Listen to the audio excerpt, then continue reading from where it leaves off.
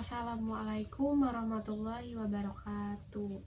Perkenalkan, nama saya Erita Jahra Salsabila. Saya dari sekolah SMA atau Wajun Subang Kalijati. Saya dari Prodi Pendidikan Agama Islam semester 3. NIM saya 0111230108.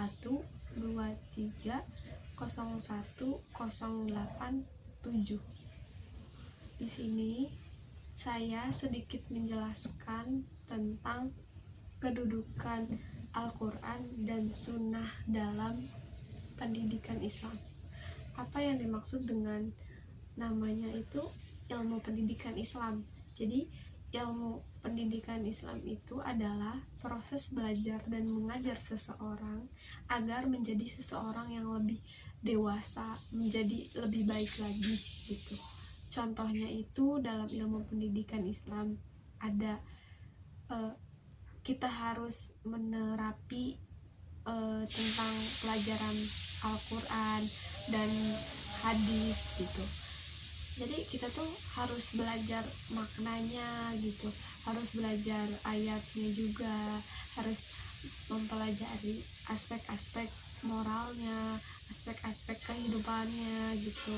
Kita juga harus mempelajari cara bacaannya gimana gitu. Kita harus juga mempelajari tajwidnya gitu. Yang kedua ada namanya kita harus pendidikan akhlak. Jadi maksud dari kata dengan pendidikan akhlak itu adalah kita tuh harus mengembangkan karakter individu supaya kita tuh biar bisa menjadi karakter yang akhlaknya yang mulia, yang berilmu, yang soleh dan soleha. Terus yang ketiga, kita harus memahami sejarah Islam. Jadi maksud dengan memahami sejarah Islam tuh kita harus kayak kita mempelajari sejarah Islam, terus menghargai perjuangan tokoh Islam, terus kita harus mempelajarinya dan menghargainya tuh dengan baik gitu. Terus jadi ilmu pendidikan Islam itu kita tuh belajarnya tuh nggak tentang agama saja gitu. Jadi ilmu pendidikan Islam itu kita harus belajar makna-maknanya, moralnya, etikanya, budayanya gitu dalam kehidupan masyarakat ya. Terus di sini saya akan menjelaskan sedikit, ada di ilmu pendidikan Islam itu ada yang namanya tarbiyah. Tarbiyah itu yang artinya tumbuh, berkembang, memelihara, mengatur, dan menjaga kelestarian. Yang kedua itu ada at-ta'lim. At-ta'lim itu berasal dari kata a'lama yu'alimu ta'lim, artinya pengajaran. Jadi artinya itu mengajar seseorang agar menjadi lebih baik lagi. Dalam Quran surat Al-Baqarah ayat 31 ada yang ketiga namanya at-ta'dib yang artinya budi pekerti, etika, akhlak, dan adab gitu. Jadi maksud dari yang ketiga ini tuh kita harus mempelajari akhlaknya dengan baik, kita harus budi pekerti kepada guru kita, kepada dosen-dosen, kepada sesama yang tua, kepada orang tua gitu. Terus kalau misalkan etika tuh adab itu kita harus mempelajarinya lah intinya dengan baik gitu ya. Terus yang terakhir ada ar-riyadah, artinya itu mendidik jiwa anaknya dengan akhlak yang mulia dengan lebih baik lagi. Jadi maksud dari situ tuh kita harus mendidik akhlaknya itu lebih baik lagi gitu daripada sebelumnya gitu. Yang kedua di sini saya akan menjelaskan namanya ilmu pendidikan Islam. Ilmu pendidikan Islam itu adalah pada masa Khulafaur Rasyidin ya, ada namanya tuh ada Abu Bakar Asy-Siddiq. Abu Bakar Asy-Siddiq itu adalah sahabat Nabi Muhammad Shallallahu Alaihi Wasallam.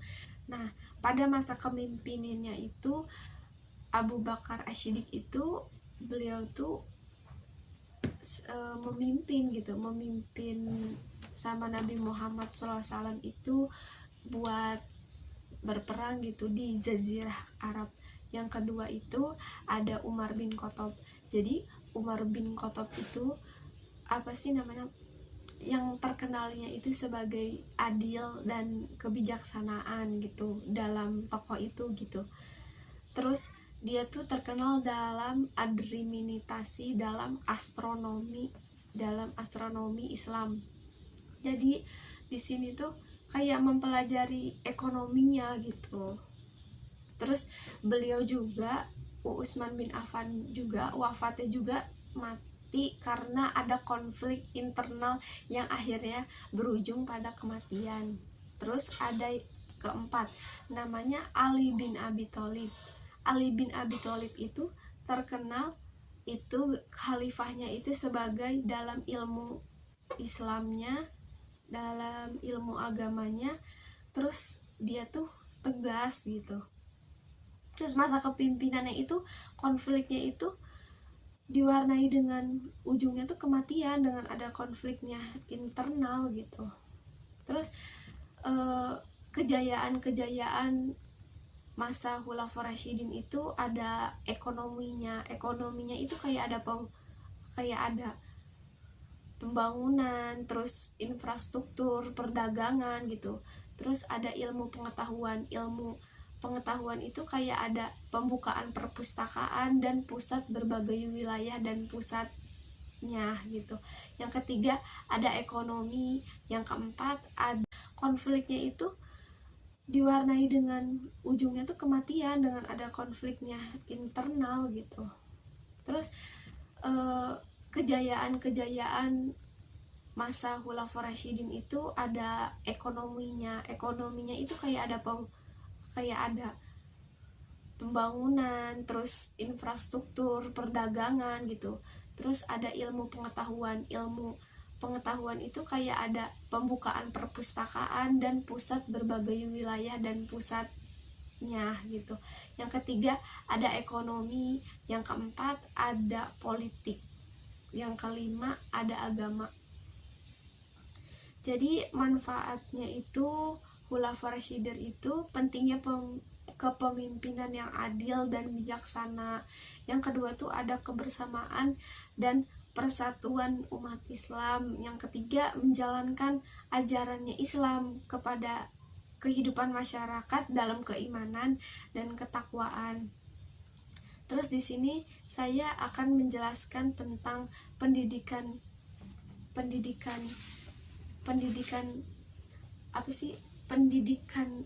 Jadi metode pendidikan Islam itu pendekatan nasionalnya itu dalam modern. Jadi pendidikan Islam itu proses pembentukan karakter individu berdasarkan nilai-nilai luhur Islam gitu. Jadi yang pertamanya itu ada pendekatan nasional. Jadi pendekatan nasional itu untuk untuk mengandung gitu ya nilai-nilai luhur Islam. Contohnya pendidikan Islam itu kita tuh kayak harus gotong royong sesama manusia, kita harus toleransi, kita harus cinta tanah air kita sebagai budaya Indonesia gitu. Kita juga harus mengajarkan nilai-nilai luhur Islam gitu. Yang kedua ada pengembangan karakter masyarakat gitu dan bangsa. Jadi maksud itu tuh kita tuh harus sebagai masyarakat Indonesia, kita tuh harus bertanggung jawab gitu pada sesama gitu. Terus kita harus toleran, harus cinta, dan hidupnya tuh harus rukun dan kedamaian. Terus yang kedua itu yang ketiga itu ada integrasi nilai-nilai Pancasila.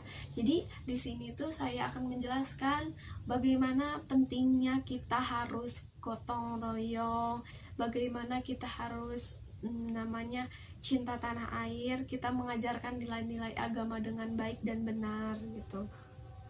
Yang ketiga, ada relevansi dengan kebudayaan lokal. Jadi maksud dari lokal tuh berarti kan negara luar ya. Jadi contohnya itu kita harus namanya tuh nilai-nilai budaya lokal tuh dapat memperkuat identitasnya gitu, dalam memperkayanya khasanah pendidikan gitu. Terus ada pendekatan modern itu dalam pendidikan Islam itu yang dimudahkan pembelajaran yang inovatif gitu. Yang pertama itu ada penerapan teknologi informasi dan komunikasi, yaitu TIK ya, pelajaran mata kuliah TIK gitu. Kita tuh harus menggunakan media itu tuh harus benar-benar belajar daring gitu kan, namanya TIK ya, TIK gitu disingkatnya. Dapat meningkatkan aktivitas dan daya tarik pembelajaran tuh bagaimana gitu. Yang kedua ada pengembangan keterampilan. Jadi kita tuh harus berpikir kritis, kreatif gitu. Jadi siswa tuh kayak harus kemampuannya tuh benar-benar memecahkan masalah, beradaptasi juga harus, terus dan menjadi warga global yang kompeten gitu.